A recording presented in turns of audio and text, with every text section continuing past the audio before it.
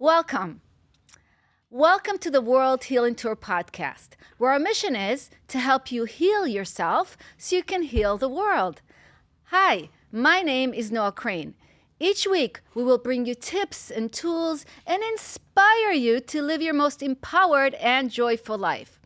I'm also the founder of the 3G Effect, a daily practice to keep you heart-centered in everything you do with a positive mindset and a positive attitude by doing 3 important actions. Element number 1 to practice every day is to have a grateful heart and connect to your gratitude. When you're connected to your gratitude, you're connected to positive feelings and positive emotions, and therefore drawing more positive people, things, and experiences into your life. Element number 2, every day, remember to ground in love and compassion. Love and compassion for yourself. Learn to love yourself, forgive yourself, accept yourself fully just the way you are. You are beautiful. No reason for comparison or competing with anybody else. By removing the judgments of yourself and removing the judgments of others, we get to be more grounded in who we are. And element number 3, every day, remember that you are not alone. Rather, you are guided by God. God, universe, higher power, whatever you want to call it, I call it God. God is inside you because God created you. God is beside you. God is all around you. Open your heart and soul to God. Have faith and trust in yourself and faith and trust in your journey.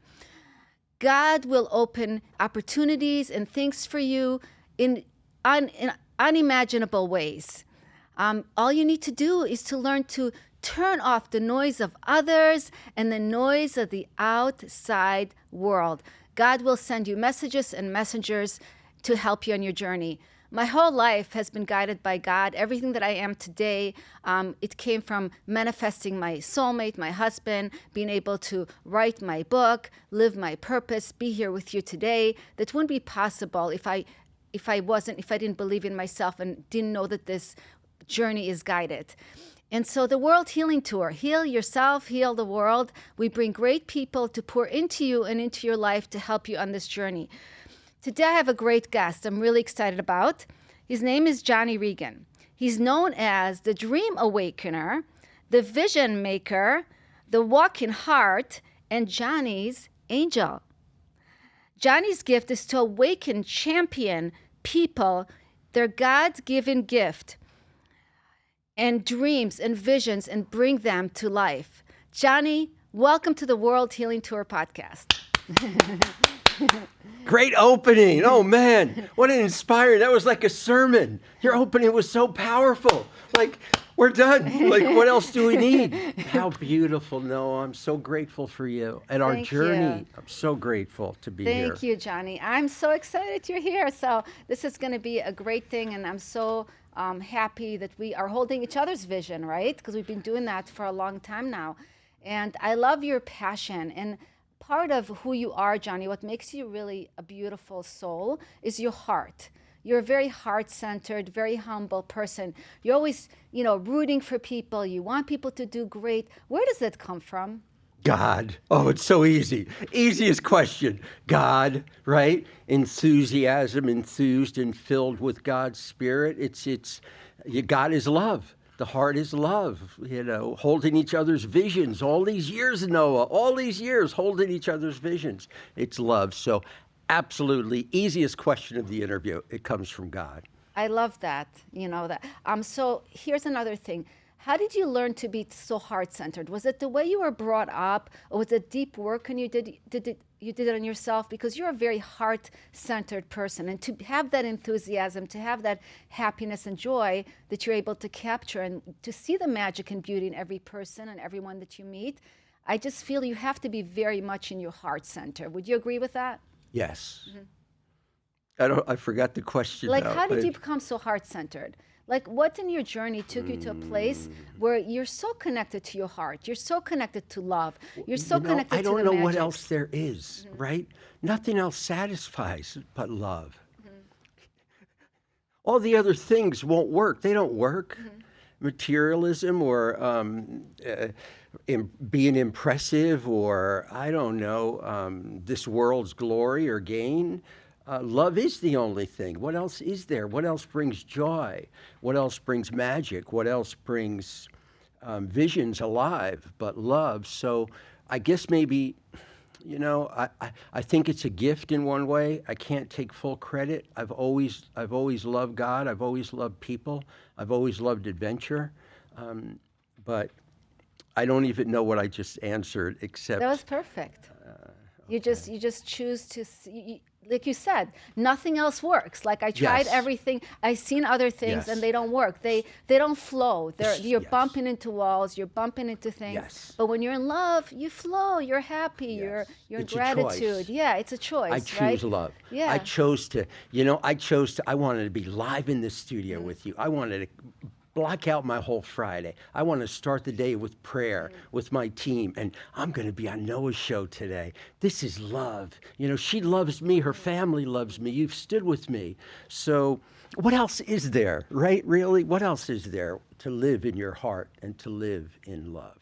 It's such a beautiful thing, Johnny. And what I love about who you are is how you're always cheering for everybody else that's around you. Like you're in competition with anybody. You're not in comparison with anybody. You're so in your lane. You're so in your journey. And no matter what obstacles you've had, because I know that you've had a lot of obstacles, and you just keep smiling and you keep just holding, other people up too as you go through the journey. So you don't make it just about yourself, And I just love that about you, like you'd be sitting there like you're holding my book or you're holding other people's books and other people's visions. And there's just such a magical place for me when people do that, because I believe that when you hold other people's vision, it helps hold your vision. Would you agree that by holding other people's vision, they're also holding it's that synergy between you two that creates the magic of life?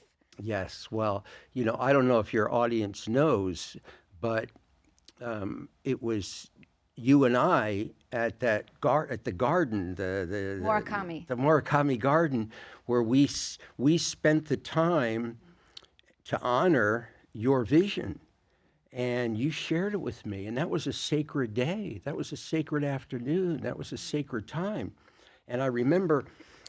We got like bands to get in. Bracelets, We got bracelets to get in to the gardens, and it was purple. And I wore that bracelet until first the purple started to wear off. I wore it every day, and I held your vision every day. When I showered, I would hold it outside the shower, so it would every day until it disintegrated. I wore that band because I'm a part of this. I'm a part of this. Your whole podcast, your studio, your vision, the healing tour, it's in me.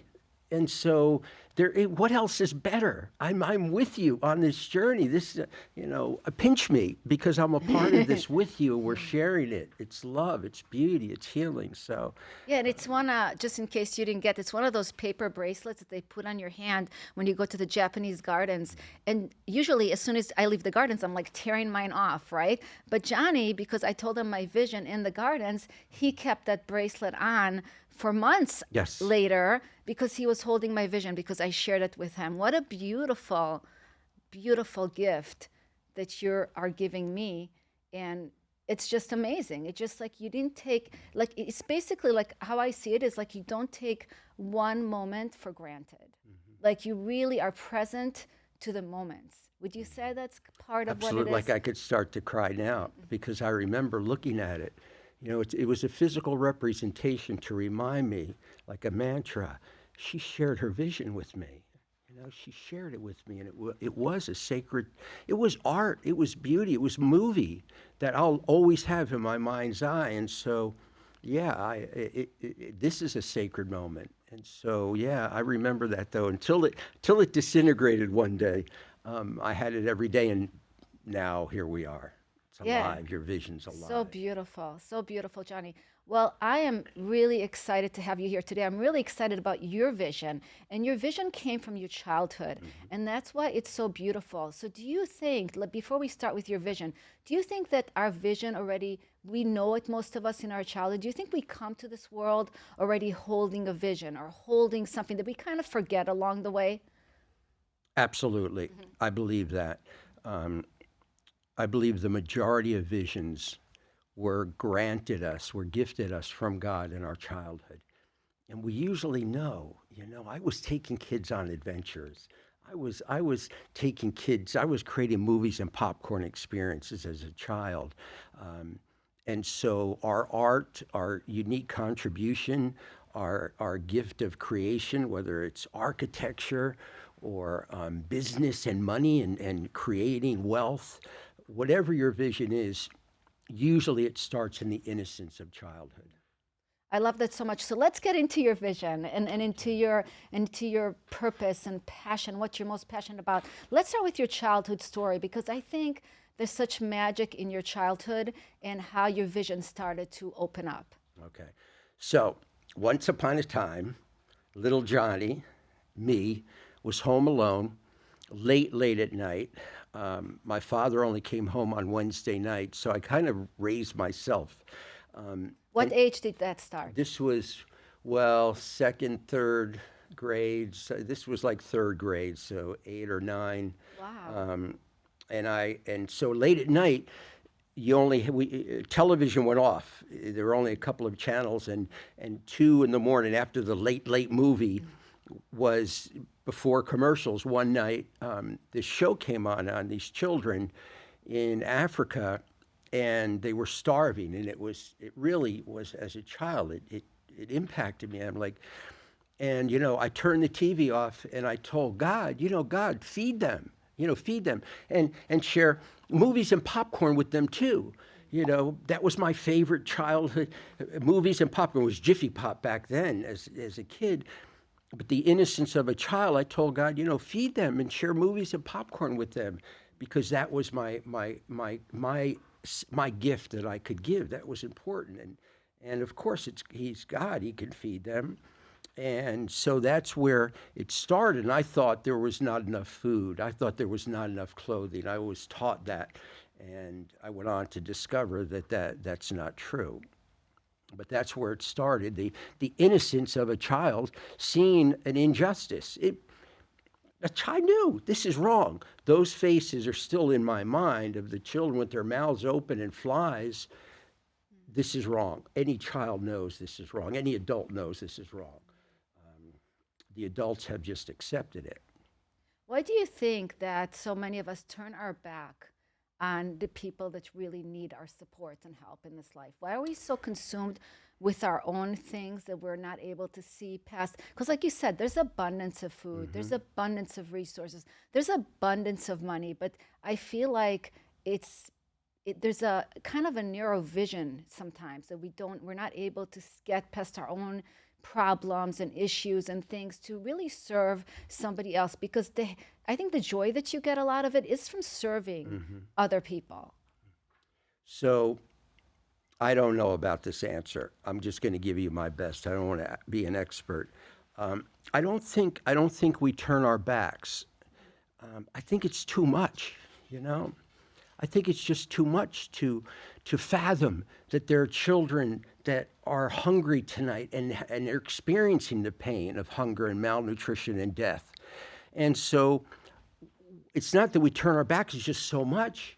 And that's why, my whole movement of Noah, in a fun, exciting, and beautiful way, inspired this movement to feed and clothe every child on the planet and share movies and popcorn with them, because it makes it turns poverty on its head, that they are like us and they deserve movies and popcorn or bedtime stories. It humanizes them and sees that we're all connected. We all have childhood memories. We're all created in the image of a loving and benevolent God, and we can get them their food and clothing and medicine and love and what they need. So I'm not sure if I answered the question, but No, that's good. That's good. So, yeah, it's hard to know why there's so much abundance and why it's not more spread out in the world, right? There's a lot of good people that are doing their part, and then there's so much more than we can all give to make a difference for the kids. Because, you know, none of us take anything with us, right? It's all about sharing and giving, and really the more generous you are, the more generosity the universe gives you back. It's God, he gives you back, right? Yes. I mean, so it's all that shared light that we get to do. So what I wanted to ask you is, can you, once you remembered that vision, that your childhood vision, did you kind of forget about it for a while before you came back to it? Or were you always stuck with the movies and popcorn vision? Was always in me. You know, it was always back there. And that's how visions are. It was always back there. It didn't. I didn't understand it. I didn't understand it until, I don't know, I was 16, 17. I read a book on Buckminster Fuller, and he said, and I found out we have all the food and resources, we just lack the vision. And that's where I began to see it, the vision.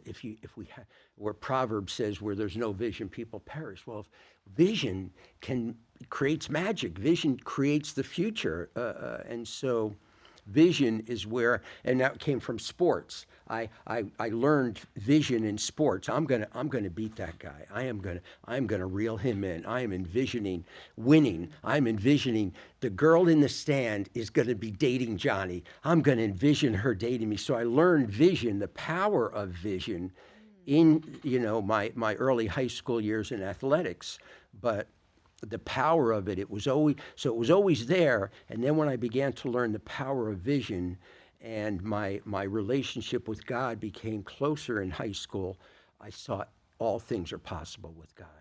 Everything, we can do this. We can absolutely feed and clothe every child. So after you finished high school, did you go right into your movement, or were you doing some other things before you came back to actually bringing your vision to life, where it is today? Yes, I gave up a 4-year track scholarship to go see what surfer girls were like in Southern California. Ooh, fun. I gave up a 4-year track scholarship. My coach said it's the dumbest thing. I remember him pointing at me. You're making the mistake of your life. This is the biggest mistake of your life. My father didn't understand it, But that road wasn't my road. What they were teaching me, they didn't have answers. They didn't have answers. And I'm a romantic, and my vision's romantic. And at that time, I wanted, those surfer girls and the Beach Boys songs. I wanted, what is that? And so I went out to Southern California, and I had a very healthy dating life for many years. But always had this in the back of my mind.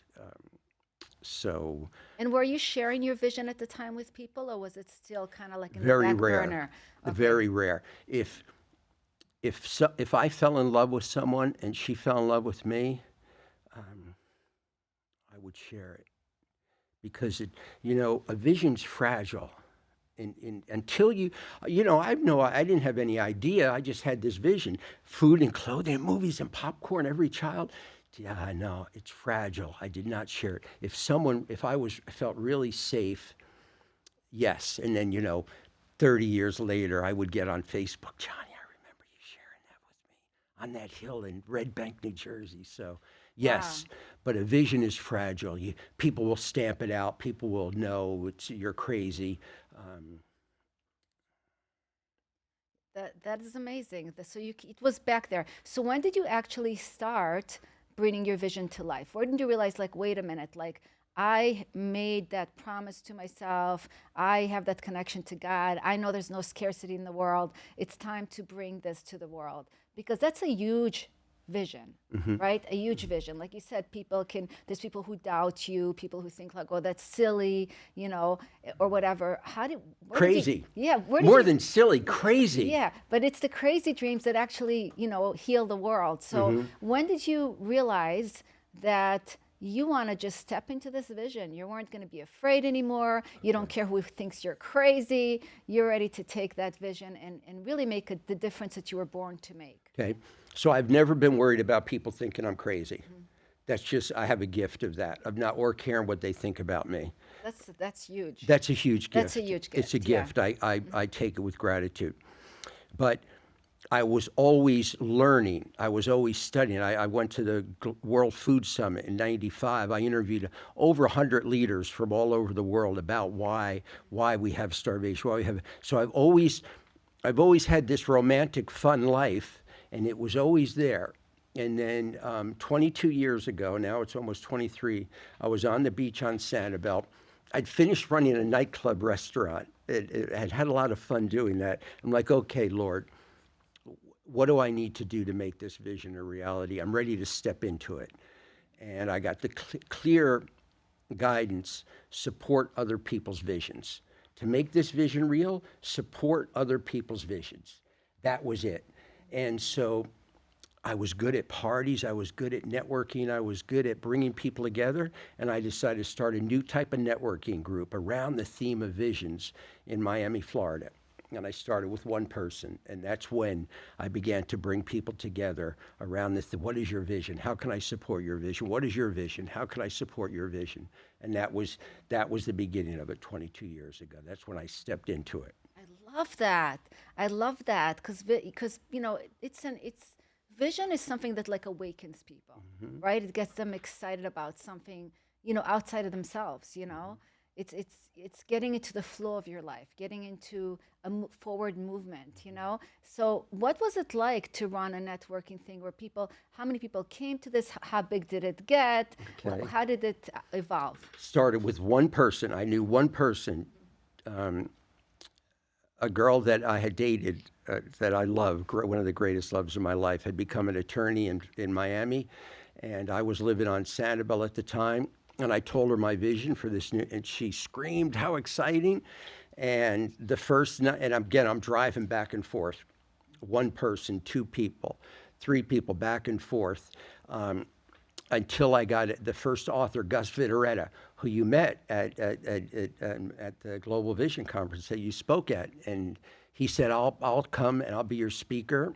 And it began to grow, and it began to grow. And then what I found out is visionaries like you and me, we like being around other visionaries. And all of a sudden, the editor of the Miami Herald came, and he wanted to speak. And all of a sudden, Mayor David Dermer, the Miami Beach mayor, wanted to speak. And John Gray, Men Are From Mars, Women Are From Venus, heard about it and flew in at his own expense and spoke.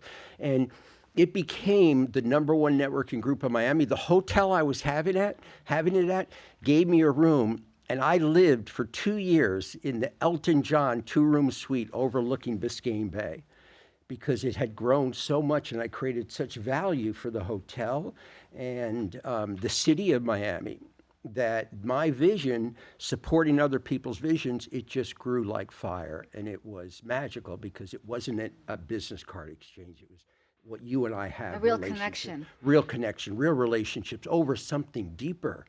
Vision. What is your vision? How can I support your vision?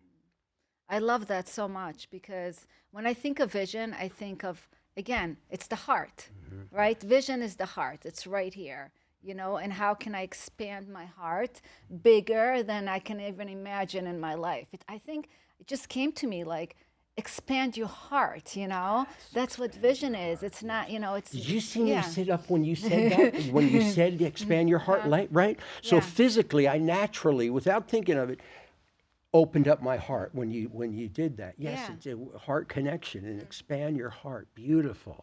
So you did that for John Gray came. That's amazing. I mean, how long did you do that for, the networking? I did that for almost 10 years. Wow, that's a long time. That's Yes. incredible. And so what did it grow to be? How many people came? Oh, it was different every week. Some weeks we'd have 30 people. Some weeks we had 300. Wow. And it really never mattered, because the magic was, who did you meet? Who was the connection? I know you because of that organization. Because one day, someone brought an artist, Elisa Christine, who had this art, and then years later, I supported her. She had a show at Neiman Marcus, and virtual reality, and so she needed someone to hold the headphones. I don't know what it's called, goggles and all that. And I volunteered to help her one day, and so I went to Neiman Marcus, Bal Harbor, and I volunteered with her while she's showing her art at Neiman Marcus.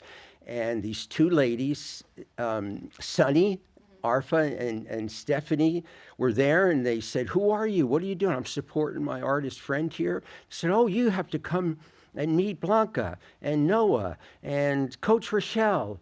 And that week is when I met you. I came up, I said, "I'm here." And now here, you and I have had this magical journey for 4.5 years, and here we are in your vision, living your vision. So relationships, vision, supporting each other. But it all came from that one call I made to one person. I have a vision to start a new kind of networking group. We're here right now. Yeah, it's amazing because you supporting people's vision opened more space for your vision. You know, when we think we're cheering somebody else or we're helping somebody else, we're not, we're helping ourselves. That's exactly what we're doing. Every time we're holding someone's vision, again, like we started, we're holding our own vision, and that's so beautiful. So let's talk about the kids in Africa and how has this evolved. The first movies and popcorn, symposium when we all got together in Sanibel Island. That was the first one. How did that come to fruition? How did you start that place? And how did you bring those people together and made a decision like, I'm giving up the networking. I want to move forward with my vision. I have all these people who support me and love me around me. I drew all these amazing people. Now it's time to bring the vision to life. Yes. So that was the next step, that I supported people's visions for 18 years. And now I'm going to raise my popcorn cup up and say, we can feed and clothe every child on the planet and share movies and popcorn with them, right? And so people gathered together, and we were on my childhood island of Sanibel Island, and we all came together, and we decided you were the first one to donate. She donated. She raised. We got to get money started. $400 right off the bat. Noah did, and then you had me on your show, and to your audience, the power of a vision. Noah was the first one to invest in the children, and the first one to have me on her show. And when we did that, we didn't even have pictures of children of color seeing a movie. And now we have children in South Africa that have had a movie and popcorn, never saw a movie before. We have children, Camille, Rob, and her husband Albert brought food and clothing and medicine and movies and popcorn to children in the Congo. Yeah, that was such a beautiful thing, because when you showed it on screen, the kids sitting there having movies and popcorn, like Johnny's vision coming to life, and the excitement around it, It's just amazing. And it's great. I love that you started it on Sanibel Island, on that beautiful, peaceful, gorgeous place, right? You couldn't have picked a better place where you grew up, right? Yes. I mean, that's magic right there, to be there. So I was honored to be there and to be speaking and to be with this, beautiful group that got together. Wait, and you weren't going to speak. No, I'm telling the audience again, she wasn't going to speak. She was just there to support. And then it was time. And that mic, and you took up and you lit up the room. When the Spirit comes upon you, remember? Because I remember, and Noah and then you spoke at the next Global Vision Conference, and you took us to another level. And yes, there's vision. It's like pinball. It's like, the fire, we all raise each other. Yeah, I love your fire. How many Global Vision Conferences have you had so far, and how is it grown since you started? Okay. We just finished our 10th. Wow. 10. And at the last one, it hit. By that I mean there's a collective, Carl Jung calls it collective consciousness, collective unconsciousness. Well, you could see people believing it. People saying, yes, we had children there and saying, yes, of course we can feed and clothe every child. Of course, the speakers, one after another, saying, we can do this, live your vision, change the world, live your vision. This is a highlight, you will get this, children. At the end of the day, my cinema photographer who filmed it, his whole family, his sons, his partner, at the end of the day, 11-year-old child is sitting next to me. The room, this is at the Broward County Convention Center, ballroom. We're finishing the day, and he comes and he's sitting next to me, and he's like a little man, and we're sitting there looking out as people are cleaning up and networking and everything, and he goes, Johnny, it is a good work we are doing here. goes, Johnny, it is a good work we are doing here. And we just both said, and I'm talking to God, oh my goodness, a child just said that to me. It is a good work. So it's in the children. They see it. Of course, let's do it. Let's make it happen. That is just so special and so beautiful. And you are making such a difference. I know now that it's grown so much since if we first started it, since you first started it, We, yeah. How is so you have the kids more involved now in the donating and in the speaking as well, right? Kids speak at the conference as yes, well. yes. And where is the vision going right now? Like what is the difference that you've already seen being made? How many times has Camille been able to bring the kids movies and popcorn? Has it been done multiple times or? Oh, yes. The beauty is that children now are also seeing it and taking over and connecting. On our next conference on the 7th of June, we are going out to children. We're going to have children in orphanages hosting their city, their country, their own conference. And our speakers are going to be speaking to children. You can live your vision. You can be whatever God wants you to be. You can do what you were created. Bring your magic. You are the star of your own movie. It says that on all our tickets. I love that. You are the star in your own movie. So this next one is now adults/children that they are also going to be hosting it with us and going live virtually all over the world. So where are the orphanages from? Are they local orphanages or where are they in Africa? Right now, India, Sri Lanka, the Congo, Kenya, Costa Rica. I have a list. We have South America, 10 that Pastor Jimmy said a year ago we're going to have it at, and that's the ones we're going to have it at. Yeah. I love that you're collaborating with orphanages. Mm-hmm. I think that's so needed. And even if you got orphanages here, like kids, in Yes. foster care or orphanages, that don't have the parents, because they need the vision, right? And by them holding the vision for the other kids, they can hold each other's vision because they need hope, right? Yes, I see this just. I'm putting you in charge of that. I love that. You're in charge of that. That it. is really beautiful, it's coming, I feel like it's all coming full circle. Yes, you see it. When you said we're all connected, or you said, what did I learn in '95 at the World Food Summit? We're all connected, and movies and popcorn connect them. In this global vision summit, we're all equal. We all have vision, and we're all connected. And so, yes, orphanage is here too. Will be a part of it. Can you explain to me when we first started talking, and I know the answer, but I want to see, where did you get the name Dream Awakener, Vision Maker, Walking Heart, Johnny's Angel? Where did those names come from? Are those names that people kind of named you along the journey? Johnny Angel is Nancy Matthews, the incredible Nancy Matthews. All those are on my website. Each person that says it in a testimonial.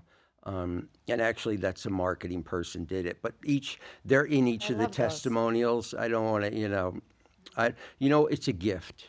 I have a gift. Yeah, because you've touched people's hearts. It's a gift. And that's what makes difference. When I was reading your bio and looking over things, it says that you're able to help people bring their vision to life. Like that you could sometimes see people's visions before they know their visions themselves. Yes. How do you use that gift? One, I asked God a long time ago. It almost seems egotistical, but I would like to see people the way you see them. I want to see them the way you see them. And I feel in our vision session, when I'm with someone and we're fully present, I'm in a high state of love, and without judgment, without anything but love and kindness, and we both see their vision. It's somehow, it's hard to describe magic. It's hard to. It's like intuition. It's intuition. It's it's listening to it's creating a safe space, and listening on an extremely deep level. Being able to tap into who they really are. Who they really are. We both, with the Holy Spirit, with God, whatever you want to call it, but in a very safe place. Who are you? Why are you here? What is the deepest thing that you want, that you desire for this world, for your unique contribution? And by by bringing that alive, you are feeding and clothing children because you're raising the whole tide of the world by living your vision. You are changing the world. Now, if you talk about movies and popcorn and children, never talk about it. By raising the vision, raising the love, raising the consciousness of the world, you are changing that child in the Congo. You're changing that child in Asia. We're all connected. Yeah.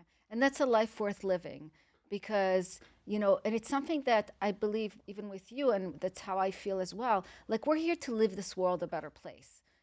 Even when long after we're not here, we want our movements or what we're doing to be continue in the world, the healing to continue, the popcorn and movies to continue, because it's not about us. It's about the difference we can leave behind. And I think that's why a vision is so beautiful, because it's about, giving a gift to the world long, long after we're not here. Yes, it's your gift. It's your beauty out in the world, and it is. That's a vision is a gift. It's love. Nurture it. Bring it out. It will bring you joy and happiness and those around you. The ripple effect is very powerful. And Johnny, you don't have any kids, right? I have no children. I have enough just taking care of myself. Yeah, but you live for the kids. I live for Even children. though you yes. don't have kids, you live for the kids, which is such a beautiful thing. Like the kids of the world are your kids. Yes. Yeah. Like Camille, children are hers. And one story, she got it to these girls in Jamaica in a home, and there were girls that were rescued from sex trafficking. And so we couldn't show their faces, right? You can't, they couldn't be seen. So we have film of the girls from behind dancing into the movie theater with their popcorn, and these girls are singing and dancing, Noah, into the movie theater to get the movies and popcorn experience. Merci, thank you, Johnny. Thank you, Johnny. So with God, all things are possible. All things are possible. So I consider those girls, yes, my girls, because to see them, they're going in to get my movie experience, which is love and safety and dreaming big dreams, and they're cared for. That even though we're filming them from behind, they knew they were stars dancing into the movie theater. That's a great story. Yeah. That's beautiful. Why do you think you have such love for children? What is it? Is it because you have a very childlike also way about you have you see the world with wonder and magic, and you've been able to capture that love for kids. It's so deep. Do you know where that came from? Besides watching the thing, is it? I think I just kept going back to it, where become as a child, I grew up, and somewhere I became an adult, and then I found out it's better going back into my childhood essence, and I'm much more effective thinking. I relate to kids. They call me Johnny. They call me Johnny Popcorn. They call me Johnny Vision. They just call me Johnny, and we're just with them. If you see at the Global Vision, the kids are all over me. And it's just natural. So I think it just comes from me going into my, I don't have the responsibility of having to discipline them or, do any of that, but I think it comes from just staying in my childhood heart. Yeah, I think you're right. Just staying connected to that. So how do you see the Global Vision Conference continuing to grow? Like, what's the big vision of the Global Vision Conference? Well, the vision of the movement, because this is a movement. It's a spiritual movement. It affects people's spirit. And so the vision of the movement is to continue it. And we have an actual film producer has came and saw what we're doing and is making a movie. It's called Over the Rainbow, a cinematic journey of hope. I've trademarked, David Loda, the Vision Protector, trademarked Over the Rainbow, so we own it. And it's children in different orphanages in 3 different countries are going to create their own cinematic journey. And then they're going to be flying into Hollywood to see a movie for the first time. So that's one avenue. We have Johnny's Movies and Popcorn Company, where Ray Ives, 20 years in the food business, is going to be heading up the popcorn. So when now they're not only going to be watching our movie, but they're going to be eating our popcorn. And a percentage of it is going to go to children that need food and clothing and movies and popcorn. But the essence is, I'm going to continue to stand with people in their vision and show them you have a vision. God created you for something beautiful. Bring it out. Bring it out. And the movement will continue and will grow, and others will say, I want to do that. I want to be a part of that. I want to donate. I want to support. I want to donate a plane. We can have the logo on the back of a plane. I want to write my book. So it's growing exponentially with our nurturing it, and you are part of it today. You're a part of it in the beginning, and here you are a part of it now, and expanding it, and reminding me to stay in my heart and expand my heart. Yeah, I love that it's expanding into a movie and into other ways. So how can people find you and donate to this amazing cause? They can go It's a nonprofit, right? both. Uh-huh. The Movies and Popcorn company is a for-profit, fair trade, which started on Saturday. Yeah. You were there in the room when Ray Ives spoke it for the first time. Let's talk about the popcorn. I want to hear about the popcorn. So there's a popcorn company now. yes. Okay, tell me yes. about the popcorn company. The popcorn company. So again, Ray Ives comes. I supported him to write his book, and he is 20 years in the food industry, and he is the CEO. And the vision for the popcorn company is that, one, it's the greatest popcorn ever. His daughters, he has two beautiful daughters, they created the formula, but that it has a vision in every box, and that people, children and mothers around the world are going to gather together. And when they're having Johnny's popcorn, they're dreaming, what is your vision, Sonny? What is your vision, Sarah? And we're connected to children all over the world by eating this popcorn. And do you know there are children in Sri Lanka that this is going to benefit? They're going to see a movie because of you and this popcorn. So the fair profit company will make an effect of raising vision, and people around their table say, what is your vision? What is your childhood? So does the popcorn say what is your vision on it? It says things are popping. We trademark that, and it says it is a good work for God we are doing. It is a good work with God we are doing. It's I forget the exact verb, because we're just actually now making the popcorn bag. That's part of the manufacturing. So you see the bag with our logo. You were there when the logo with little Johnny. Raising a popcorn cup up. So can you already buy this popcorn? No. Oh, okay, it's not available Not yet. But it's going to be a for-profit business. For-profit that's going to also business. support the nonprofit. Yes. Oh, that's really cool, because Yes. it goes together. Yes. You know what? There are two lanes. There's the not-for-profit. People can donate. People can donate to the movie. People can donate to the children. You could donate directly to Camille and her organization. But we feel the way that it can rapidly grow is to go become the #1 popcorn company in the world. Orville Redenbacher has had his time. There's a new kid on the block, and his name is Johnny. And we are going to take over the popcorn industry, because it's love. The popcorn is full of love and prayers and goodness and hope and magic. I love that, as long as it's non-GMO. No, ask Ray. Ray, tell her it's not GMO. They know what. Non-GMO. It's not GMO. Everything, because his daughters are going to eat it, Yes. and his daughters are for it. And yes, no, it's all. We trademarked hungry for good. The world is hungry for good, and we're going to deliver it with this popcorn, with the vision, with children, with the not-for-profit, with the movie, with podcasts, and helping people live their vision. And the healing tour. People are healing. When you have a great vision and you're going after it, things come up. I didn't know I was worthy of my vision for many years, and so I had to do the healing to accept that, my goodness, I'm a remarkable soul. And, so the healing tour is all a part of, vision. We're all in this together. How did you heal yourself, Johnny? What were some of the things you did to heal? Well, it's constant, right? It's constant. I don't know, what haven't I done? I've done every workshop. I've done mostly the essence, though, I think, is showing up and surrendering. Showing up, surrendering. This ego this look, whatever, right, wrong, there's so many ways for our ego to get in the way. By showing up, surrendering, I'm all in today. I am all in. Ben, our producer, is doing an incredible job in the studio. I was safe, and I'm all in.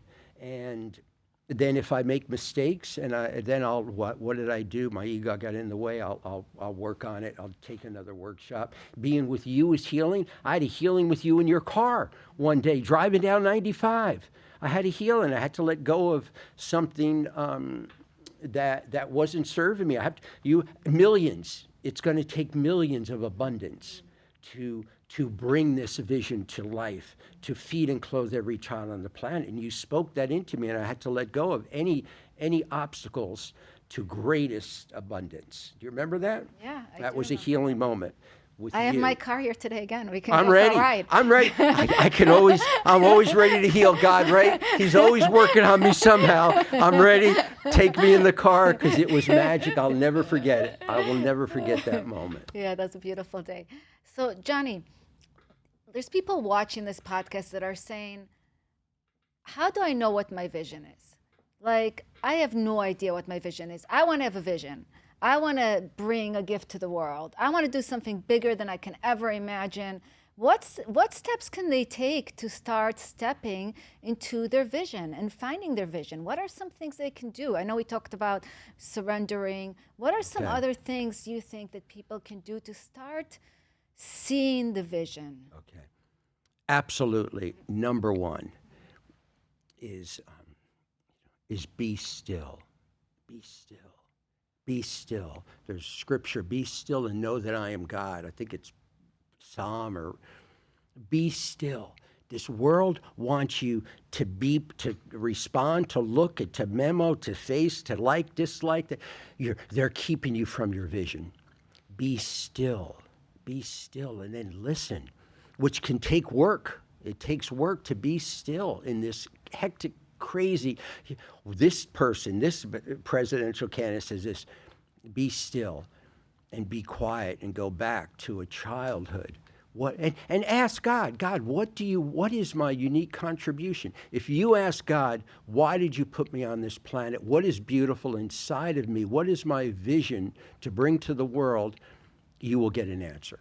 I've never had that. People that do the work could take a day, 2 days, 3 days of being still, or have someone be with you to help you be quiet. But if you ask God, I've never had someone not get the answer and then come alive. I want to write poetry. I want to start a studio. I want to capture people's visions with podcasts. I want to create the healing tour. I want to write. I want to sing. I want to bring in great wealth. I want to be a dentist. I want to support my wife's visions. Whatever, it's there without a doubt. I confidently and humbly say that. I love how you say be still, because there's so much magic, like you said, in turning off the noise and in being still and going within yourself, to figure out the answers. Some people are so busy that they can't even think of being still. They just always busy going. How would you say be still? Like, where would you recommend? Like starting in the morning for a few minutes? Like, what would be your recommendation? Like, what do you do to kind of to keep yourself still? Like, what do you do? How would you give them a picture of being still? Well, for me, if you're discovering your vision to be still, go to your place. It could be the mountain. It could be the beach. It could be, a coffee shop. I don't know. Wherever you're still, where you're safe and you feel connected, grounded, the second G, where you feel grounded in love, that's the best place.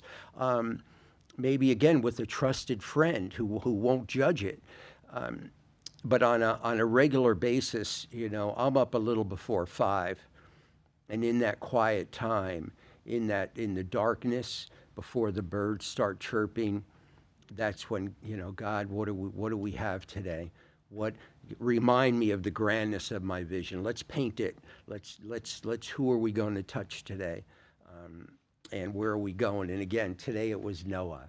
Today it was the healing tour. Today it was this studio. And so the morning, absolutely. I know single moms who are up, before dawn, 5:30. They have their meditation, they have their prayer time, they have their reading before the kids are up, before it starts going. Um, How important is prayer to finding your vision? I think it's everything. Communicating with God, asking, listening, mostly listening. It's not God, give me my vision. It's what Scripture says. Be still. Because we think something out there is going to give us happy. We don't think it. We're taught it. We're taught it. This many followers, this much. Where you started with don't compete. There's no competition. It's really you're competing with yourself.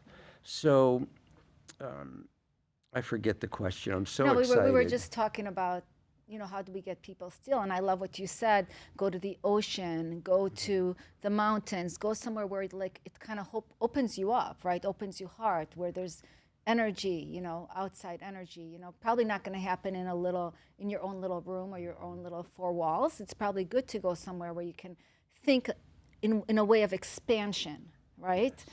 Yeah, and I was asking you, how they would start, and we were talking about prayer. Is prayer important That's right. to Everything. that? Yeah, connecting to Yes. God. Everything. Yeah. Everything. Yes. Prayer. It, it, it, it's the life force with God. It's listening. It's communicating. It's love. God is love. You want to tap into love? Tap into prayer. Take the time, whether you're starting a few minutes or a long time. I have a candle. In my room that always reminds me of God, that the peace, and that it's not how much I do today. It's one great interview with Noah today.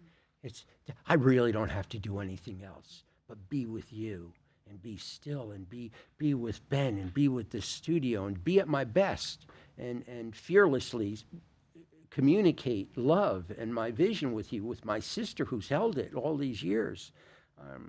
But I'm praying. But a minute ago, when I said, what was the question? Said I was praying to God when that moment, because I was like, my goodness, I'm sitting in front of Noah. I'm grateful. I was literally talking to God when I got off track, because I'm so grateful to be in your presence because of our journey.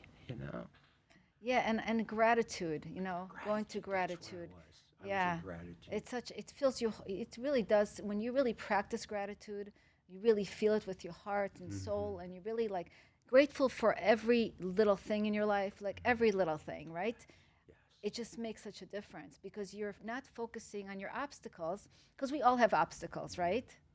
And I know you've had a lot of obstacles too, but it's every time you overcome an obstacle, you're growing from it. Yes. And that's the beautiful thing about life, is how resilient we become, how strong we become, how, we start believing in ourselves more, and not listening to everybody else's opinion, right? And that's the magic. When you listen to your own beat of your own heart, then the vision can really come to life. Yes. Yes. Well done, Yeah. right? Noah, speak it, preach it. Man, oh man, I love it. We're doing God's work here. Absolutely. I mean, we're here, we're doing God's work. We're, every Absolutely. day, we're just, collaborating with God. Yes.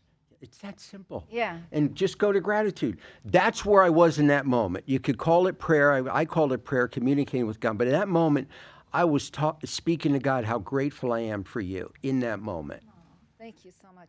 So I'm grateful for you too. How important, Johnny, is it to be authentic?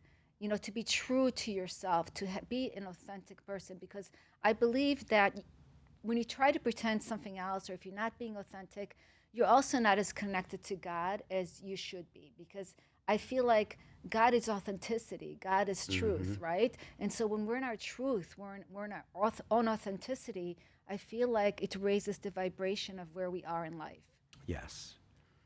I don't know how to tell someone how to be authentic, except the people that I know that aren't authentic are afraid.